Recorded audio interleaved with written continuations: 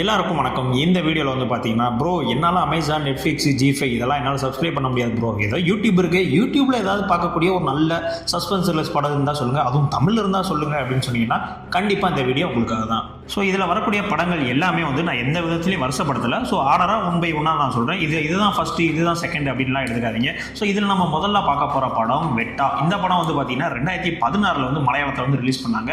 இந்த படத்தில் வந்து பார்த்தீங்கன்னா குஞ்சுகோ போபன் அண்டு மஞ்சு வாரியர், இந்திரஜித் சுகுமாரன் எல்லாம் வந்து லீட் ரோலில் வந்து பண்ணியிருப்பாங்க.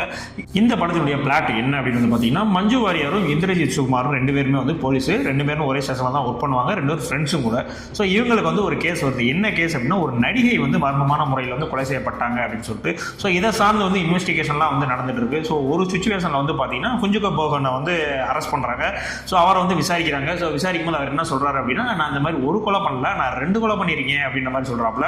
ஸோ இதுக்கப்புறம் வந்து என்னெல்லாம் நடந்துச்சு, இதுக்கப்புறம் வந்து பார்த்தீங்கன்னா நிறைய இன்வெஸ்டிகேஷன் அது இதுன்னு போயிட்டு இருக்கோம். ஆனால் நம்ம குஞ்சுகோ போகன் பார்த்தீங்கன்னா டோட்டலாக வந்து மஞ்சு வாரியரையும் சரி இந்திரஜித்தையும் சரி குழப்பி விட்டுக்கிட்டே இருப்பாப்புல. ஸோ ஃபைனலாக கிளைமேக்ஸில் என்ன நடந்துச்சு அப்படின்றதான் இந்த படத்தினுடைய ஒன்னே ஸ்டோரி. எனக்கு தெரிஞ்சு இந்த படத்தினுடைய கிளைமேக்ஸை உங்களால் ப்ரிடிக்ட் பண்ணவே முடியாது. நீங்கள் எவ்வளோ பெரிய உலக சினிமாலாம் பார்த்த ஆளாக இருந்தால் கூட இந்த படத்தை ஃபஸ்ட் டைம் பார்க்கும்போது உங்களால் இந்த கிளைமேக்ஸை வந்து ப்ரிடிக்ட் பண்ண முடியாது. ஸோ அந்த அளவுக்கு வந்து ஒரு தரமான படம். அதுவும் இல்லாமல் தமிழ் டப்பிங்லேயே இருக்குது. தமிழ் டப்பிங்குமே வந்து சூப்பராக பண்ணியிருப்பாங்க. ஸோ இதில் நடிச்சிருந்த எல்லாத்துடைய ஆக்டிங்குமே வந்து பக்காவாக இருக்கும். ஸோ இந்த படம் பார்க்கல அப்படின்னா கண்டிப்பாக பாருங்கள். பார்த்து முடிச்ச அப்புறம் இந்த படம் உங்களுடைய ஃபேவரட் லிஸ்ட்டில் வந்து ஆட் ஆகும். அடுத்த ரெண்டாவதாக நம்ம பார்க்க போகிற படம் நீராளி. இந்த படத்தில் வந்து மோகன்லால், நதியா, சுராஜ் இவங்களாம் வந்து நடிச்சிருப்பாங்க. ஆக்சுவலாக இந்த படம் வந்து பார்த்தீங்கன்னா ஒரு சர்வைவர் த்ரில்லர் படம். இந்த படம் மேக்ஸிமம் நிறைய பேருக்கு வந்து இப்படி ஒரு படம் ரிலீஸ் ஆச்சு அப்படின்ற மாதிரியே தெரியாது. ஏன்னா இந்த படத்தினுடைய ஸ்க்ரீன் பிளே வந்து பார்த்தீங்கன்னா கொஞ்சம் ஃப்ளாட்டாக இருக்கும். ஸோ எப்பயுமே மலையாளம் ஃபிலிம்ஸ் அப்படின்னாலே ரொம்ப ஸ்லோவாக ஃப்ளாட்டாக தான் ஸ்க்ரீன் பிளே பண்ணியிருப்பாங்க. ஸோ இதில் அந்த ஸ்க்ரீன் பிளே தான் கொஞ்சம் வீக்காக இருக்கும். பட் படம் உங்களை வந்து கண்டிப்பான முறையில் ஏமாத்தாது. கண்டிப்பாக நீங்கள் வந்து டாப் டு எண்ட் நீங்கள் படம் பார்த்து முடிக்கும் போது ஓகே ஒரு நல்ல சர்வைவர் த்ரில்லர் படம் பார்த்தோம்னா அப்படின்ற மாதிரி உங்களுக்கு ஒரு ஃபீல் கொடுக்கும். இந்த படம் தமிழ் டப்பிங்லேயே வந்து அவைலபிளாக இருக்குது. ஸோ பார்க்கல அப்படின்றவங்க கண்டிப்பாக பாருங்கள். மோகன்லாலுடைய ஃபேன்ஸாக இருந்தீங்கன்னா கண்டிப்பாக அந்த படத்தை வந்து மிஸ் பண்ணிடாதீங்க. ஸோ அந்த அளவுக்கு வந்து இந்த படம் வந்து ஒர்த்தாக இருக்கும். ஸோ இது அதெல்லாம் ஓகேடா, பட் கதை என்னன்னே சொல்லலை அப்படின்னு சொல்கிறீங்களா? கதை ஒன்றுமே இல்லைங்க. தன்னுடைய ஒய்ஃப் வந்து ப்ரெக்னெண்டாக இருப்பாங்க, அவங்களுக்கு டெலிவரி ஆக போகுது. ஸோ அதை பார்க்குறக்காக வந்து வண்டியில் ஒரு போயிட்டு இருப்பாரு, கூட இன்னொருத்தரும் ட்ராவல் பண்ணிட்டு இருப்பாங்க. ஒரு சுச்சுவேஷனில் வந்து ஆக்சிடென்ட் ஆயிரும். ஸோ ஆக்சிடென்ட் ஆகி மலை மேலே 2 பேர் வந்து அப்படியே தொங்கிட்டு இருப்பாங்க அந்த கார்லேயும். ஸோ ஏதாவது கொஞ்சம் அசைஞ்சா கூட கார் வந்து பள்ளத்துக்குள்ள போயிடும். அந்த மாதிரி ஒரு சுச்சுவேஷனில் எப்படி தப்பிச்சு மீண்டு வராருன்ற மாதிரியான ஒரு சர்வைவர் த்ரில்லர் படம் தான் வந்து இந்த நீராளி படம். ஸோ இந்த படத்தினுடைய ஸ்க்ரீன் பிளே மட்டும் தான் வீக்காக இருக்கும். பட் நீங்கள் படம் பாருங்க, கண்டிப்பான முறையில் அந்த படம் உங்களுக்கு பிடிக்கும். மூணாவதாக நம்ம பார்க்க போகிற படம் பிஎம் அனில் டைரக்ஷன் வெளிவந்த பாளையம் பிசி. இந்த படமும் ஒரு மலையாளம் த்ரில்லர் படம் தான். ஸோ இந்த படத்தை வந்து நீங்கள் யூடியூப்பில் குற்றம் தேடல் அப்படின்ற டைட்டில் நீ சர்ச் பண்ணாலும் அந்த படம் வந்துடும். இல்லை பாளையம் பிசி அப்படின்ற டைட்டில் நீங்கள் டைப் பண்ணாலும் அந்த படம் வந்து யூடியூப்ல வந்து காமிக்க ஆரம்பிச்சிடும். இந்த படத்தினுடைய ஒன்னே ஸ்டோரி என்னன்னா, ஒரு மிட் ஏஜ் ஒரு கான்ஸ்டபிள். ஸோ அவருக்கு எப்பயுமே வந்து பார்த்தீங்கன்னா நைட் ஷிஃப்ட் தான் போடுவாங்க. ஸோ அவருடைய ஒய்ஃபு, பையன் இவங்க தான் வந்து ஃபேமிலியாக இருந்துட்டு இருக்காங்க. ஸோ இந்த கான்ஸ்டபிள் எப்படிப்பட்டவர்னா, ரொம்ப வந்து அமைதியான சுபாவம் உள்ளவர். நைட் ஷிஃப்டாக இருந்தாலும் சரி, எவ்வளோ பெரிய ஒரு ஃபோன் கால்ஸ் எதாக இருந்தாலும் சரி, எவ்வளோ பெரிய கேஸாக இருந்தாலும் சரி, உடனே சால்வ் பண்ணிட்டு அவங்களுக்கு வந்து ஹெல்ப் பண்ணிக்கிட்டு அந்த மாதிரியான ஒரு நல்ல போலீஸ். திடீர்னு வந்து பார்த்தீங்கன்னா அவருக்கு ஒரு ஜாப் வருது. இந்த மாதிரி வந்து உங்களுக்கு வந்து நீ பாதுகாப்பாக வந்து போகணும், ஒரு எஸ்டேட்டுக்கு போகணும் அப்படின்ற மாதிரி சொல்லப்படுறாங்க. ஸோ அவர் அங்கே போனதுக்கப்புறம் என்னெல்லாம் நடந்துச்சு அப்படின்றதான் வந்து இந்த படத்தினுடைய ஒரிஜினல் ஸ்டோரி.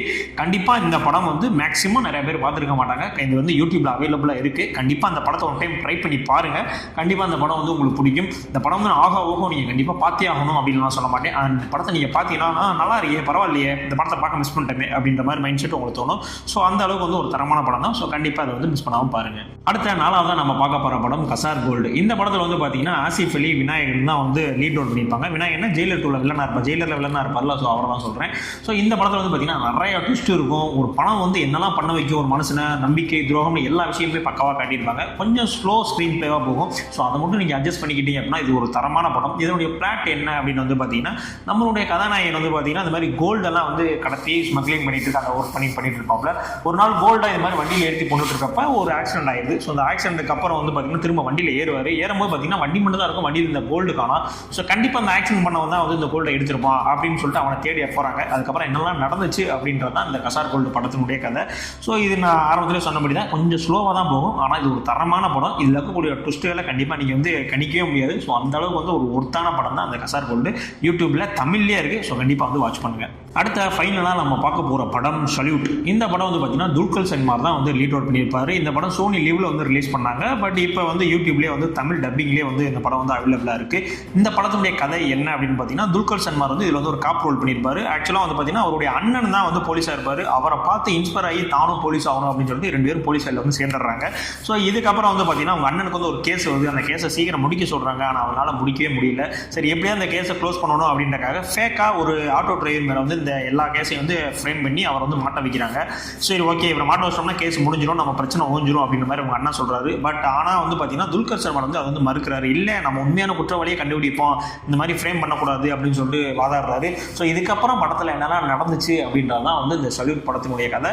இது வந்து பார்த்தீங்கன்னா ஒரு பக்கா கிரைம் இன்வெஸ்டிகேஷன் த்ரில்லர் படம். உங்களுக்கு கிரைம் இன்வெஸ்டிகேஷன் த்ரில்லர்லாம் பிடிக்கும் அப்படின்னா கண்டிப்பாக பாருங்கள். ஸோ மேக்ஸிமம் மலையாளத்தில் இருக்கக்கூடிய கிரைம் இன்வெஸ்டிகேஷன் த்ரில்லர் எல்லாமே ஸ்லோ பர்னிங்காக தான் போகும். ஸோ அதே மாதிரி அதே பிளாட்டில் எழுதப்பட்ட ஒரு ஸ்க்ரீன் பிளே தான்.